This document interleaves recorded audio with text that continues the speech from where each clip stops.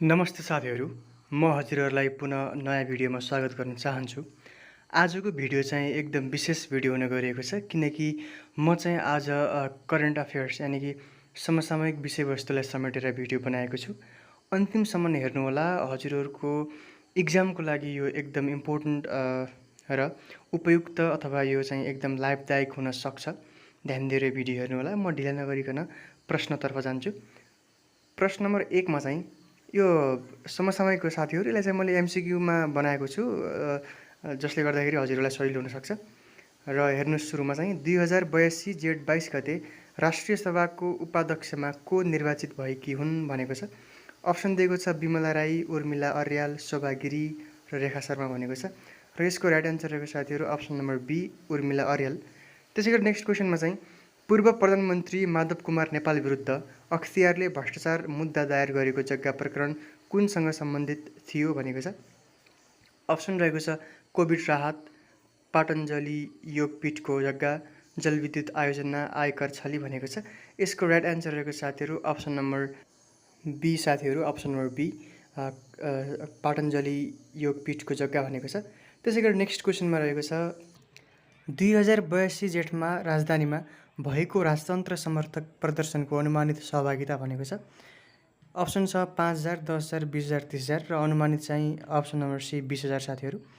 त्यसै गरी नेक्स्ट क्वेसनमा चाहिँ हालसालै भारतबाट नेपाल हुँदै युएई जान भारतीय नागरिकहरूका लागि के कागजात अनिवार्य गरियो भनेको छ।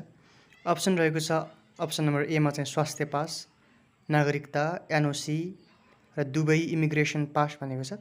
र यसको राइट एन्सर रहेको छ साथीहरू अप्सन नम्बर सी, एनओसी। र त्यसै गरी चाहिँ 8 नम्बरमा चाहिँ सगरमाथा संवाद 2025 को मुख्य विषय के थियो भनेको छ। अप्सन रहेको छ शिक्षा सुधार, लैङ्गिक समानता, जलवायु परिवर्तन, पर्वत मानवताको भविष्य र हरियाली अभियान भनेको छ। र यसको एन्सर चाहिँ अप्सन नम्बर सी रहेको साथीहरू। त्यसै गरी नेक्स्ट क्वेसन साथीहरू, असार 15 नेपालमा कुन दिवसको रूपमा मनाइन्छ भनेको छ। अप्सन रहेको छ पर्यावरण दिवस, राष्ट्रिय धान दिवस, युवा दिवस, संविधान दिवस। यो एकदम इजी क्वेसन साथीहरू, अप्सन नम्बर बी, राष्ट्रिय धान दिवस। त्यसै गरी म सरसर्ती एन्सर मात्र भन्छु साथीहरू, एन्सर मात्र हेर्नु होला साथीहरू, अप्सन चाहिँ आफै हेर्नु होला है त।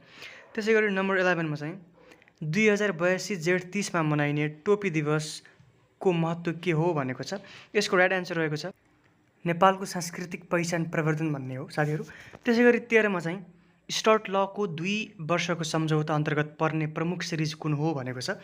यसको अप्सन दिएको छ Asia cup, world cup, league 2, टी20 विश्वकप, अन्तर सरासरी श्रृङ्खला भनेको छ। र यसको राइट एन्सर रहेको साथीहरू option number B, world cup, league 2 भन्ने हुन्छ। 14 मा नेपाल सम्मिलित त्रिकोणात्मक ओडिआई सिरिज हुने राष्ट्रहरू हुन् भनेको छ। को हुन् भन्न खोजेका साथीहरू। र यसको राइट एन्सर रहेको साथीहरू नेपाल, स्कटल्यान्ड र नेदरल्यान्ड रहेको छ। त्यसै गरी नेक्स्ट क्वेसनतर्फ जाऊँ हामीहरू। नेक्स्ट क्वेसनमा चाहिँ नेपालले सन् 2045 सम्म कस्तो उत्सर्जन लक्ष्य हासिल गर्ने घोषणा गरेको छ भनेको छ। अप्सन रहेको छ net negative emissions, net zero emissions, 50% reduction, carbon neutral by 2030 भनेको छ। र यसको राइट एन्सर रहेको साथीहरू net zero emissions, option number B रहेको छ। त्यसै गरी नेक्स्ट क्वेसनमा जाऊँ। नेक्स्ट क्वेसनमा चाहिँ आइपिएल 2025 को विजेता टोली कुन हो भनेको छ। Punjab Kings, Rajasthan Royals, Royal Challengers Bengaluru, Kolkata Knight Riders भनेको छ। यसको चाहिँ राइट एन्सर रहेको छ option number C, Royal Challengers Bengaluru. त्यसै गरी 2 नम्बरमा चाहिँ आइपिएल 2025 को विजेतालाई कति पुरस्कार रकम प्राप्त भयो भनेको छ। यसको चाहिँ right answer option number C, 20 crore. त्यसै गरी आइपिएल 2025 फाइनलमा player of the match award कसले जिते भनेको छ। यसको चाहिँ अप्सन नम्बर सी रहेको साथीहरू, कृणाल पाण्डे। त्यसै गरी नेक्स्ट क्वेसन चाहिँ आइपिएल 2025 मा शीर्ष ओरेन्ज क्यापको पुरस्कार कति थियो भनेको छ। यसको चाहिँ option number C right answer रहेको साथीहरू, 15 लाख। त्यसै गरी 5 नम्बर क्वेसनमा चाहिँ विराट कोहलीलाई आइपिएल 2025 का लागि कति रकममा आरसिबीले रिटेन गर्यो भनेको छ। यसको चाहिँ राइट एन्सर रहेको छ अप्सन नम्बर बी, 21 करोड रुपियाँ साथीहरू। त्यसै गरी नेक्स्ट क्वेसनतिर जाऊँ। आइपिएल 2025 मा चेन्नई सुपर किङ्सले कुन पुरस्कार जित्यो भनेको छ। यसको एन्सर रहेको छ साथीहरू option number D, fair play award. त्यसै गरी 7 मा चाहिँ प्राइम मिनिस्टर कप 2025 पुरुष क्रिकेट प्लेयर अफ द सिरिजको नाम के हो भनेको छ। प्लेयर अफ द सिरिज चाहिँ अप्सन नम्बर बी साथीहरू, ललित राजवंशी। त्यसैगरी 8 मा चाहिँ प्राइम मिनिस्टर कप 2025 को विजेता टोली कुन हो भनेको छ। यसको चाहिँ राइट एन्सर रहेको साथीहरू option number B Nepal Police Club. त्यसैगरी 9 मा चाहिँ 2024-25 जे ट्रफी रेड बलका विजेता टोली कुन हो भनेको छ। यसको पनि राइट एन्सर रहेको छ साथीहरू option number B Nepal Police Club. र त्यसैगरी नेक्स्ट क्वेसनतर्फ जाऊँ। त्यसैगरी नेक्स्ट क्वेसनमा चाहिँ नेपाल सुपर लिग एनएसएल 2025 को विजेता क्लब कुन हो भनेको छ। यसको चाहिँ राइट एन्सर रहेको छ ललितपुर सिटी। त्यसैगरी 12 मा चाहिँ एनएसएल 2025 को शीर्ष गोलकर्ता टप स्कोररको नाम के हो भनेको छ। यसको अप्सन चाहिँ अप्सन नम्बर ए अहमद हिजाजी भन्ने हो। त्यसैगरी नेक्स्ट क्वेसनमा चाहिँ कबड्डीतर्फ 2025 को नेपाल कबड्डी लिग एनकेएल को पहिलो विजेता टोली कुन हो भनेको छ। यसको चाहिँ राइट एन्सर रहेको छ option number C Janakpur Knights. त्यसैगरी 14 को एनकेएल 2025 मा सबैभन्दा धेरै रेड पोइन्ट्सको नाम कुन खेलाडीसँग सम्बन्धित छ भनेको छ र यसको राइट एन्सर रहेको छ साथीहरू अप्सन नम्बर सी घनश्याम रोका मगर। त्यसैगरी नेक्स्ट क्वेसनतर्फ जाऊँ हामीहरू। नेक्स्ट क्वेसन चाहिँ पहलगाम कश्मीरमा खतरनाक आक्रमण कहिले भयो भनेको छ। यसको राइट एन्सर रहेको साथीहरू अप्सन नम्बर बी 22 अप्रिल 2025 मा। यो आक्रमणमा कसले सर्वोपरि लक्ष्य बन्यो भनेको छ। यसमा चाहिँ अप्सन नम्बर सी साथीहरू पर्यटकहरू। त्यसैगरी 3 मा चाहिँ आक्रमणमा कति बन्धु वा बचावकर्ता सहभागी थिए भनेको छ। यसको राइट एन्सर रहेको साथीहरू 5 वटा। त्यसैगरी 4 नम्बरमा चाहिँ हमला कता आयोजना भयो भनेको छ। यो चाहिँ बैसरण घाँसे मैदानमा हो साथीहरू अप्सन नम्बर सी मा। त्यसैगरी अब हामी नेक्स्ट क्वेसनतर्फ लागौँ। नेक्स्ट क्वेसनमा रहेको छ नेक्स्ट क्वेसन चाहिँ युएफए नेसन्स लिग 2025 को फाइनल खेल कुन दुई राष्ट्रबीच भएको थियो भनेको छ। यसको राइट एन्सर रहेको छ साथीहरू अप्सन नम्बर सी स्पेन र पोर्चुगल। त्यसैगरी नेक्स्ट क्वेसनमा चाहिँ फाइनल खेल कहिले सम्पन्न भएको थियो भनेको छ।